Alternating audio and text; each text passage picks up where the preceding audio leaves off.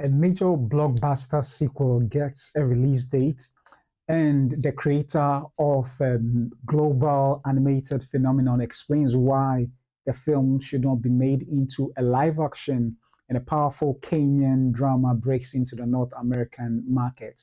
We're covering the art and business of storytelling across global cinema. Welcome to the Film Mandate. My name is Papa Otu. Stay tuned.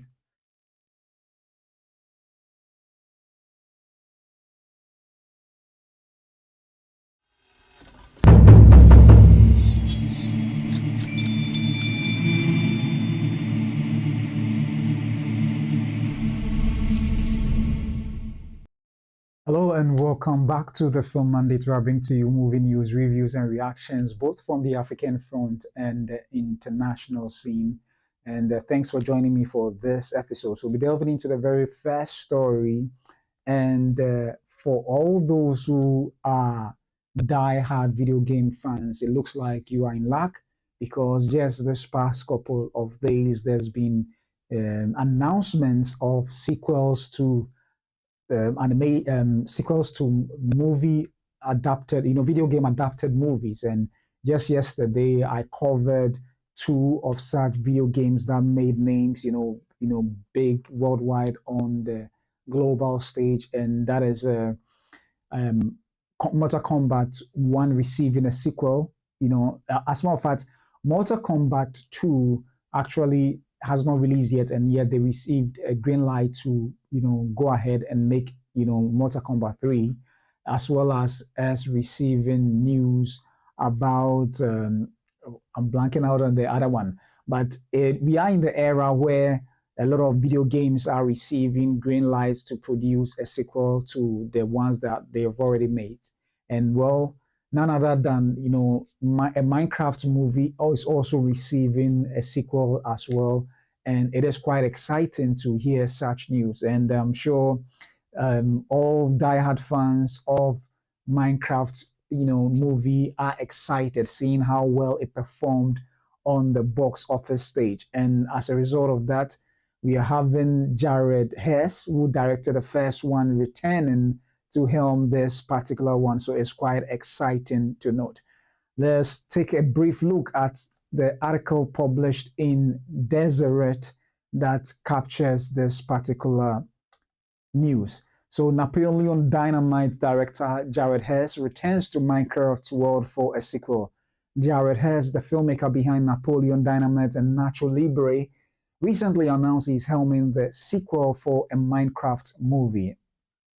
And this is what he has to say, that several months after a Minecraft movie exploded in the scene and generated nearly $1 billion worldwide at theaters, director Jared Hess has announced that a sequel is in the works. Jared Hess announces a Minecraft movie sequel. Hess, the Utah filmmaker behind Napoleon Dynamite and Nacho Libre, recently announced he's helming the sequel for a Minecraft movie, Building Terrain. He recently wrote in an Instagram post, "See you in theaters July 23rd, 2027." And that is the post that he shared on Instagram, on his official Instagram page. So that is quite exciting. But as most people would actually, notice, it is of no surprise that that is what, most people are expecting, because Hollywood as a filmmaking machinery thrives on sequels, particularly when the property becomes an established IP with fans. And it being a video game, it is of no surprise that this would happen.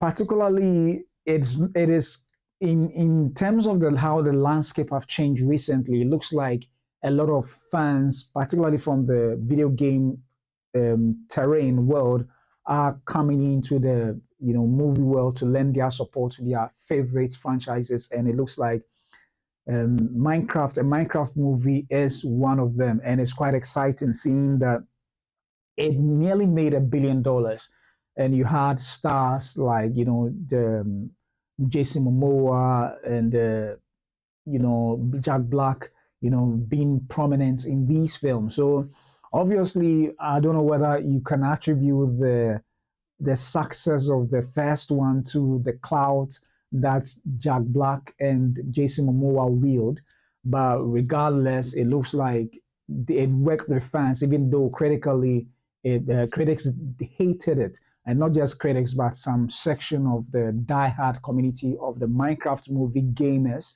didn't really like it as it was displayed or as it was shown. But it has proven to be a formidable franchise, and therefore it is of no surprise that Warner Brothers would want a sequel to that one, and hopefully maybe story wise it may be better than the first one to win the critics over. But regardless, it looks like the support of the fans are already inbuilt into this particular franchise, and hopefully it looks like Warner Brothers is not hesitating and letting it cool down at all, and we are going forward to green light this particular one. There is already a date given it, and they are looking at a July 23rd, 2027 date, which is almost barely 2 years from when the first one was released. So it is quite exciting, and I'm sure for the Gen Zers and the Gen Alphas who were the larger demographics for this particular film, I'm sure are excited to get back into the cinemas and have that freedom and liberty to celebrate it the way they celebrated the first one. Well, as most people are actually saying, it looks like, well, the cinema operators and workers in the cinemas are the ones who will be, bogged down with a lot of work trying to clean out the popcorn and all the other stuff that were thrown and held at each other among the diehard fans of this film. So it'll be quite interesting to see. But obviously, it looks like it is a movie that did well at the box office, looking at the number, which almost made a billion. You're talking about somewhere around 950 or $60 million. So for a franchise as successful as this, nobody will rule it out that a sequel will be made, even if people do not like the storyline, But obviously, the critics were not so happy with it. I think the critic rating on the Rotten Tomato score was around 40 something, whereas that of the audience was above 75 thereabout. So obviously there is a built-in audience for this, and whether the critics agreed to it or not, or a section of the gamers agreed to it or not, it looks like, well, they like it, and part two is going to be helmed soon. So it is interesting, and to have Jared Hess, return, obviously is the best thing for the franchise, because one way or the other, it is his blueprint of a vision for the franchise that perhaps drew people into the cinemas, and also with the right choices of leads, be it Jason Momoa and Jack Black and the rest of the cast that maybe brought this in. So well, we'll be looking up to see what this particular sequel has in store for us. Let me know what you think with Jared Hess confirming Minecraft 2. What unexplored biomes or game machines, mechanics from the sandbox game would you love to see on the big screen? Whatever your thoughts may be, kindly leave it in the comments section below. So moving on from the story of Minecraft 2, we now move on to another interesting global phenomenon, and that is none other than the K-pop Demon Hunter movie, which seems to be, it is such a film that brought something unexpected. Funny enough, it is a movie that was put on Netflix, and Netflix had, is the most watched film, whether animated or live action, on Netflix. And Netflix thought of doing a sing along by putting it in the cinemas for just 1 week.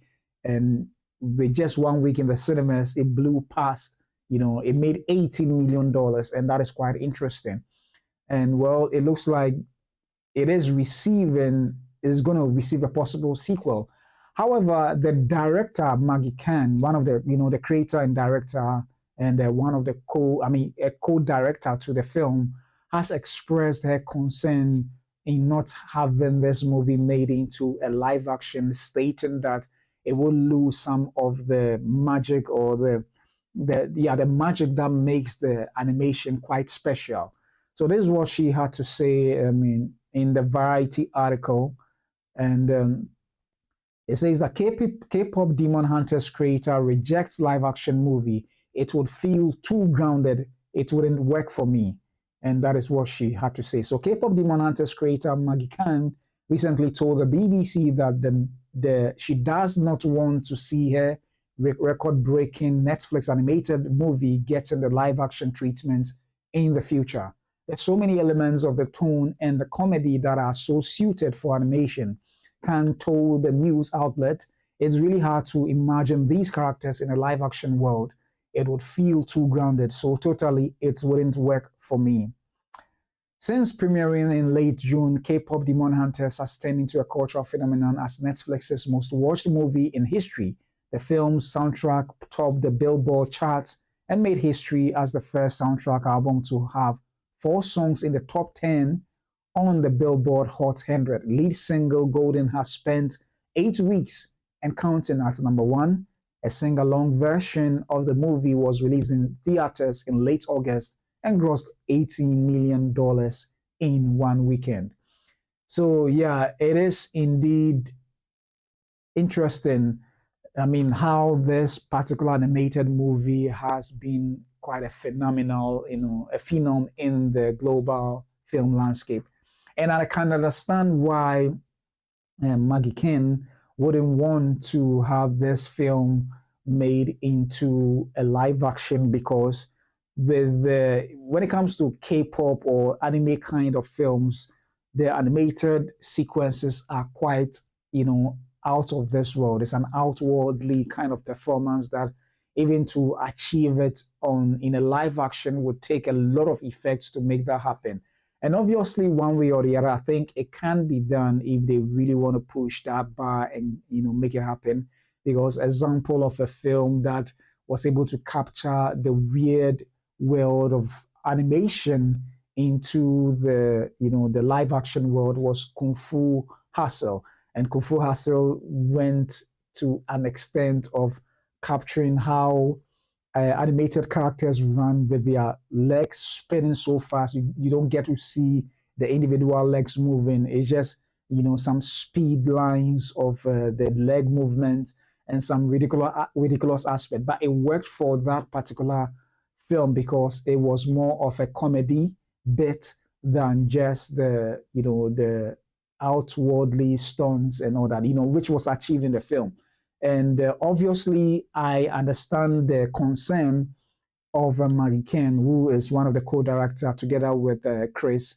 Pardon me, the surname, I'm not able to pronounce it well.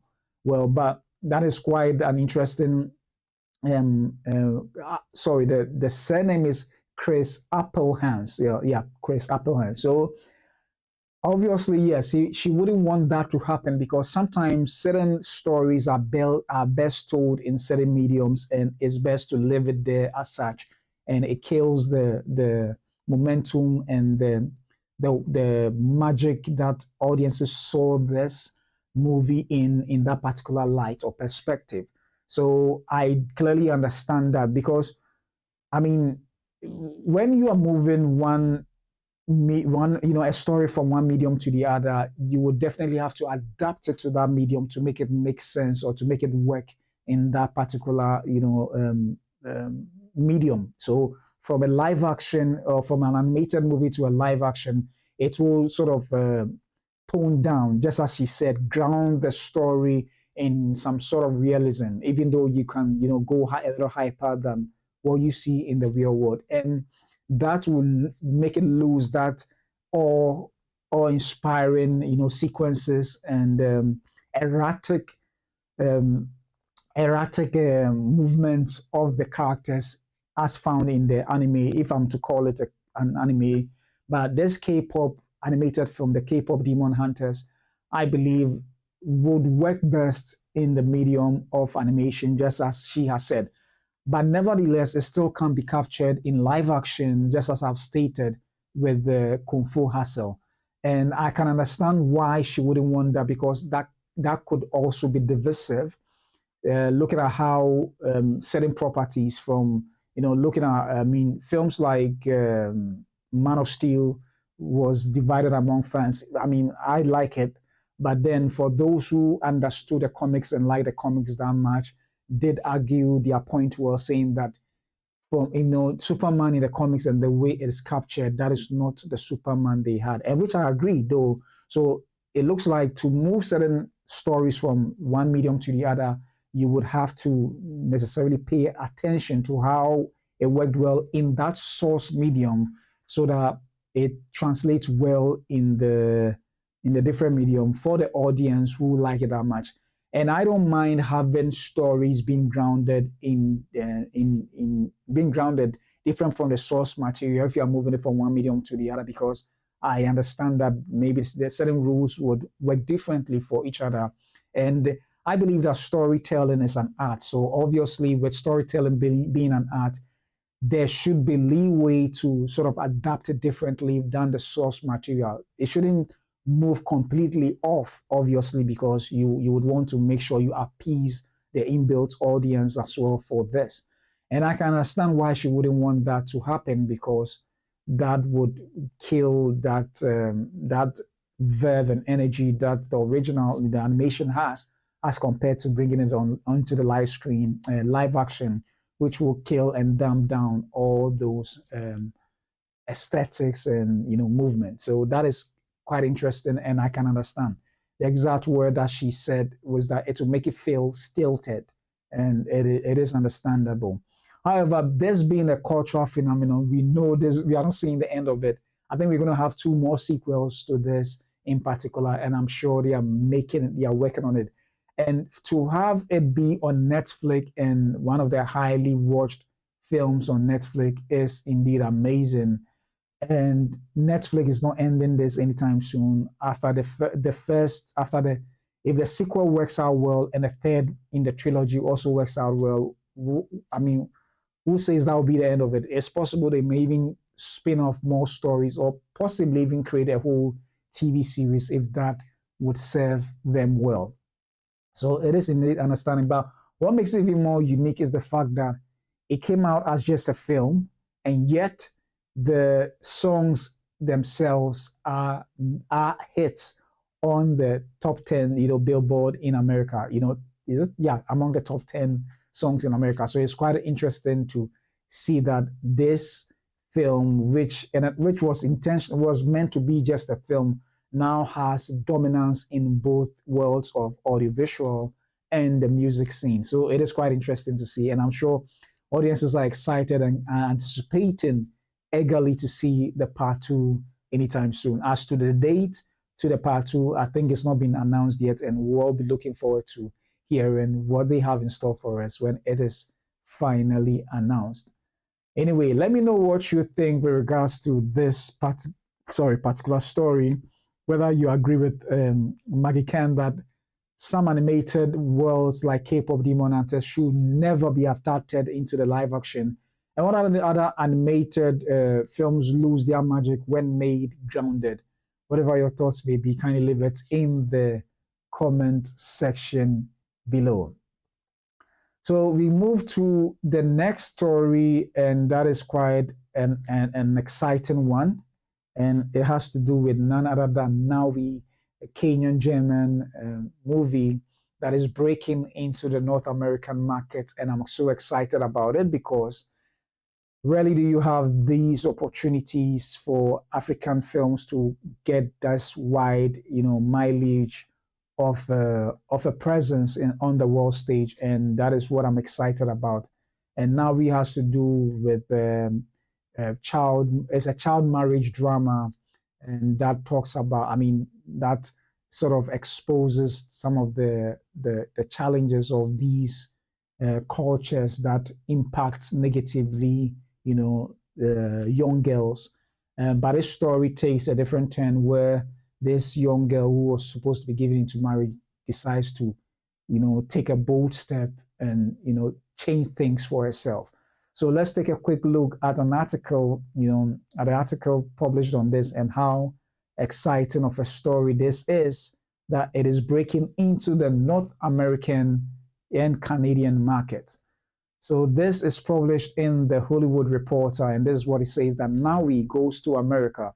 Child marriage drama gets release date and trailer.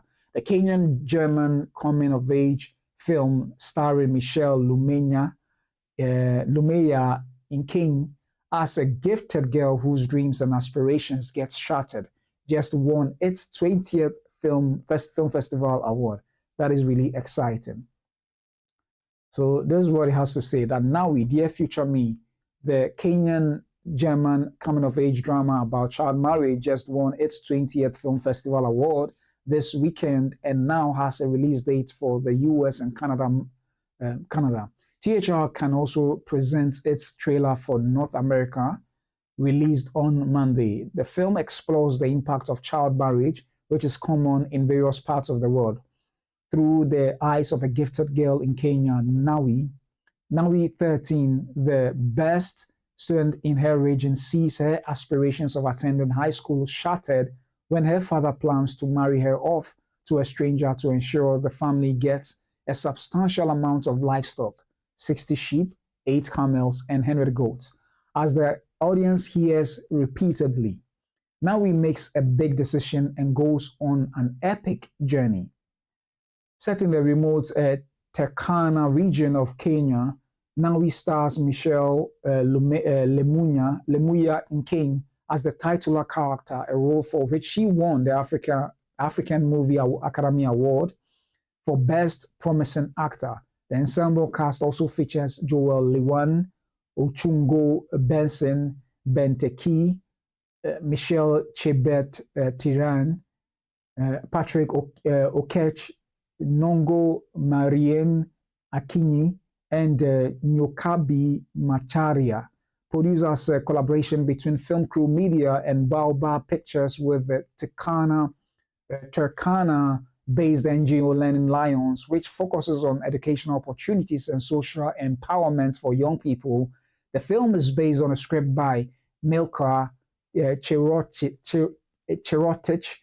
that was the result of a national writing contest. Nawi was directed by the brothers Toby and Kevin Schmuzler, as well as Apu Murine and Valentin Cheluge. Kenya's entry for the Best International Feature Film race at the 2025 Oscars just won the Leo Award for Best Film at the Da Vinci International Film Festival on Sunday, bringing its overall awards tally to 20. So this is the exciting news about it all. That on Monday it received a North American release date of March 6, 2026, just ahead of World Women's Day on March 8th, from Toronto-based New Mountain Films. The focus will be on such cities as New York, LA, Chicago, Atlanta, Phoenix, and Toronto. Founded by Khalid Sabor,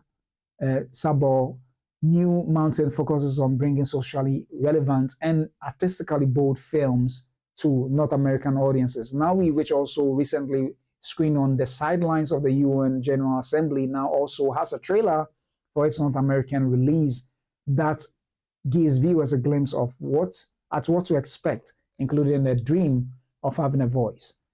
And there's your trailer below as well. And I'll leave the link in the description so that if you want to take a look at the entire trailer, you can. And I'm sure that would move you enough to want to go to the cinemas to watch it. But this is indeed exciting, a film that actually was presented in the 2025, that is this year, Oscar Awards.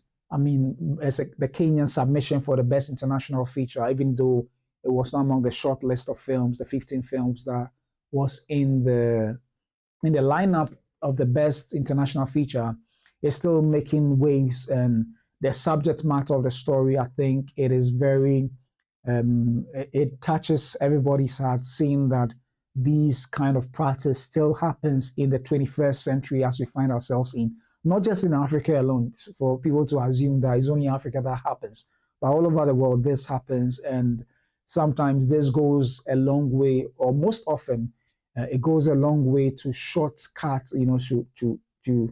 to cut short, the dreams of those who happen to be the victims or the ladies who happen to be the victims in these scenarios. So I can understand why this can be a touchy subject, and yet I'm seeing how it is winning awards. It means that the story elements put in there indeed makes much impact, and I'm excited for it, particularly it being an African story and the fact that it's receiving this push into one of the most the largest film market in the world, and that is America, particularly seeing that it's going to be showcasing or screening in New York, LA, Phoenix, and all those places. So I'm excited about this, to have this indeed, break into the American market.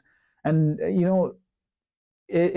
I like the fact that the child actor, the titular character, or the actor in particular, gave a riveting performance to have won an award at the African Movie Academy Awards ceremony, and that is indeed exciting.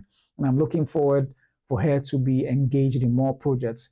But for now, I like the fact that this is a powerful social drama that tackles the issue of child marriage, and it's an issue that needs the necessary attention of world leaders and policies and policymakers to ensure that something are done about it one way or the other, to curtail its practice, at least giving the children opportunity to achieve their dreams, and one way or the other grow to an appreciable age before this is actually embarked on.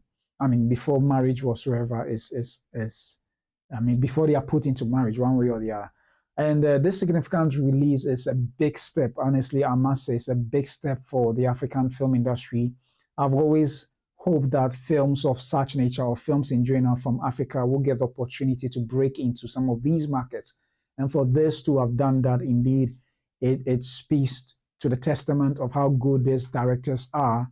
And you have 4 directors on this film. I like the fact that the brothers coming from Germany understand that in as much as they know much of the culture, it is not a story that they can tell with the necessary emotional beats and passion, and therefore teaming up with the indigenes from Kenya itself is a great effort of theirs to have done that. And I really appreciate, that collaborative effort to help tell the story and also uplift the production values to such a stage that now it is receiving that needed attention on the world stage, on the world over. So that is indeed exciting. And I'm happy for this, and I hope it will not be the last. One way or the other, they should perhaps help American distributors to look forward in, curating a number of African films to be shown in their world market, and see that there is diversity in the stories of the world, and Africa also has some stories to tell. So I'm excited about it. I don't know about you. Whatever your thoughts may be, can you leave it in the comment section below? Let me know what you think about this, whether, definitely this is actually a win for Africa, I must say, not just for Kenyan cinema, but for Africa as a whole. So what other stories from African filmmakers would you want to see on the global platform? Whatever titles you have in mind, kindly leave it in the comment section below. Unfortunately, all too soon, this story has come to an end. And let me know what you think with regards to all the stories I've covered, from the video game franchise receiving a sequel in Minecraft, and to the animated feature film director Maggie Kang saying that she wouldn't want it to be made into a live action because that will ground it and will not give, will take away from the magic of what made the animated film a success. And also with the Nawi film winning its 20th award, and also moving on to be distributed into the American film market. Whatever your thoughts may be, can you leave it in the comment section below. So all too soon, I've come to an end to this particular episode of the Film Mandate. I'll come to you once again tomorrow with another live edition. And I appreciate you for joining me. My name is Papa Otu, and this has been the Film Mandate. I'll see you soon.